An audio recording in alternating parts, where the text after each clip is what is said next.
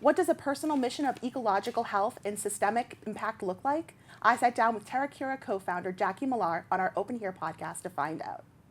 I'm with Jackie Millar from Terra Cura Inc. Welcome. So glad to have you. Thank you very much. It's a pleasure to be here. Let's dig in. Sure. So can you tell us a little bit about your background? Where did you grow up? So I grew up in North Adams, Massachusetts, which is the corner of the state. So for me, North Adams is a place where we were able to have apple trees in the backyard, Blueberry Hill up the hill. So that's what kind of got me interested in permaculture and local food systems. Very nice. And before we go into Terra Cura, let's talk about permaculture. Sure. For those who don't know, what is permaculture? So permaculture, there's three tenets: land care, people care, fair share. So permaculture is really mimicking nature on your own property if you can. What I try to tell people is be a producer, not a consumer. So if you can plant maybe your grocery list in your backyard, that's a really good first step to do that. Can you tell us a little bit about Terra Cura? Sure. Terra Cura was founded about 10 years ago. And everybody who founded Terra Cura had permaculture design certifications. And that's a certification you get by going out to the Western Mass, in my case, and you spend 3 weekends learning about permaculture and all the tenets of permaculture. And after I did that, I thought to myself, I can't be cooped up in an office anymore. I have to get out into the world and practice this. So that's why I did it, was just to make what I believed in a reality. Right. What's your mission? My mission is to connect people with their food systems and connect them with the natural world. I think we spend a lot of time just looking at our phones, doing things that don't connect with nature anymore. So now that we're outside in the world, I think it's really important for people to observe nature, help nature, and kind of replicate nature at your own house. So that's my goal, is to have people remember we're part of nature. We're not just looking at nature when we go to a park in the afternoon. We ourselves are part of nature too. Yeah, it seems like it would be something that's really good for your soul. I think it is. Yeah, absolutely. For sure. What are some of your current initiatives? So we've had a community garden down in Algonquin Heights, and it's about 8 years there. So that's still ongoing, and I love that space because it's both a reflection space for people and a food production space.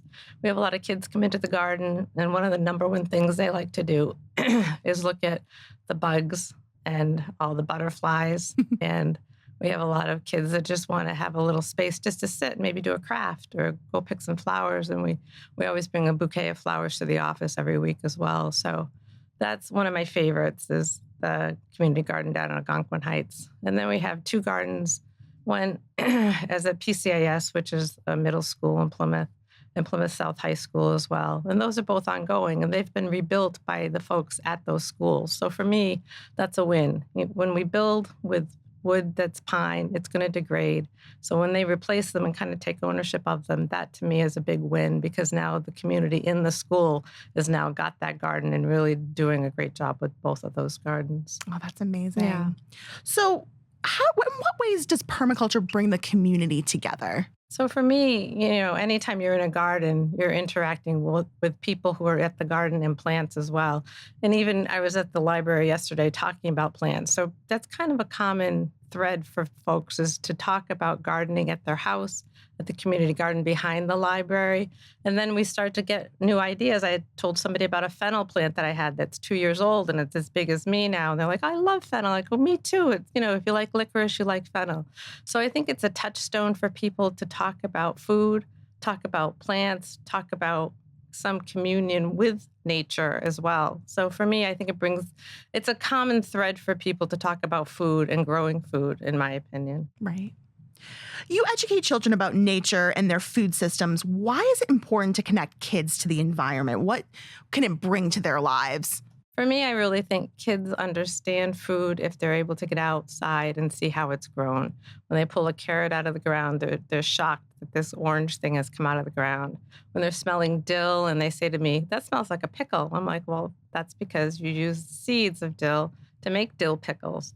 So kids, I think, really have to be outside in nature to understand what and how their food is grown. Once they do that, they're more mindful of how they get their groceries into their house. So they're a big influence on their parents.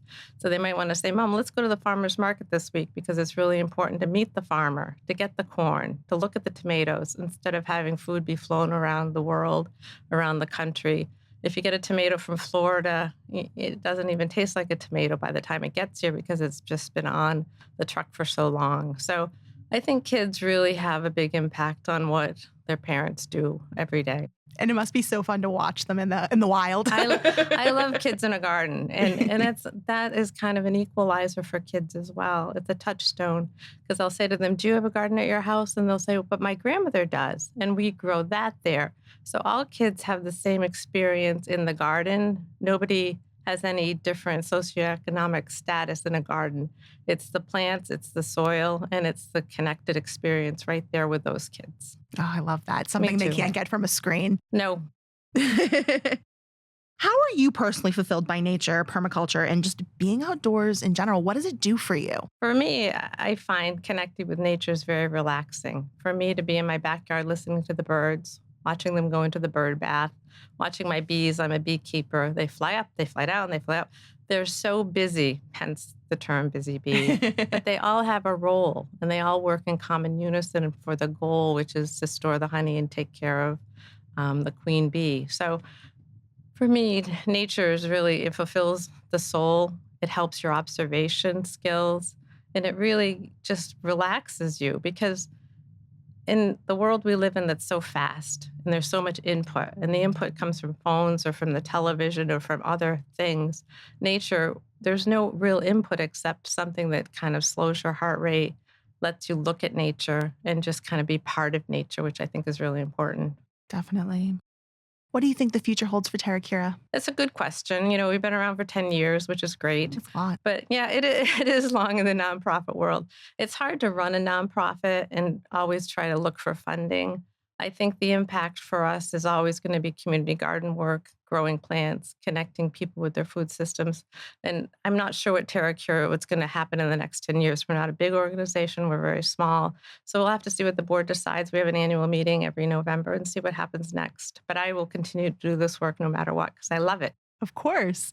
And this is your passion. Was this what you were born to do, you think? It's funny. You know what I mean? You have certain thoughts about what you should do in life, but then what you really want to do in life is totally different. So I went to law school, became a lawyer, did that for 25 years, which was great. But I always wanted to be outside. I wanted to be in nature. So now finally I've retired from that world and been doing this for 10 years. And I can't think of anything better in my life except this type of work. Good for you. That's amazing. And the community is so lucky to have you.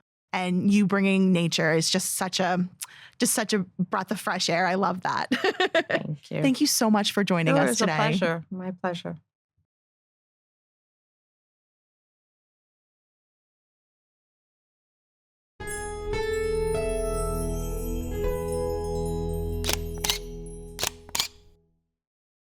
Hi, we're so glad you stopped by. If you'd like to support Community in Action through media, please consider donating to the local scene.